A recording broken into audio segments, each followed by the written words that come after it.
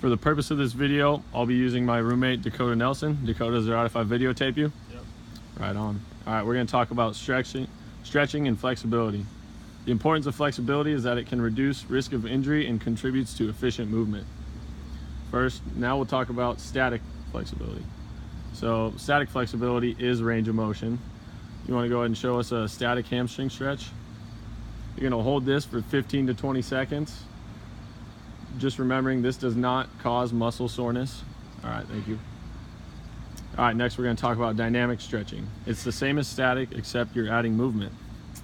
You wanna go show us some walking Frankensteins? Dynamic stretching is better for physical performance because you're most likely always moving during your sport. You're probably never gonna be standing around stagnant the whole time. Next is ballistic stretching.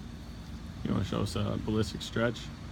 It's basically bouncing into a greater range of motion. You need to be careful because this stretch can lead to muscle soreness and injury.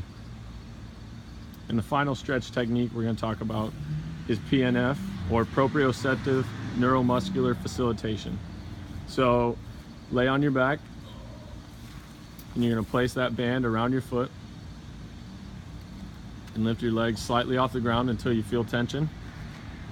And now contract your hamstring for 5 to 10 seconds. And now contract it again, farther, even farther. Perfect. And some factors that can affect flexibility are your age, the type of weight training you do on a daily basis, your gender, your activity level, and the temperature at which you're exercising in. Next, we're going to move to the overhead squat analysis. All right, so feet shoulder width apart. Hold the bat over your head. Now you're gonna go as far down as you can, I'll tell you. Keep going, keep going, keep going. Good. You can go back up. And then 2 more reps if you would. Good, 1 more. Perfect. Now will you turn and show us the lateral view facing towards the house?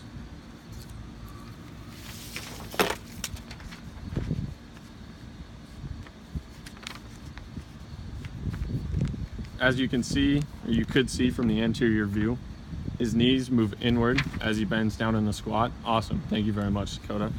His knees move inward as he goes down in the squat. From the lateral side, you could tell that his excessive lean forward and his lower back was arching. From the posterior, we didn't really look at the posterior side because, well, we got it from the anterior side.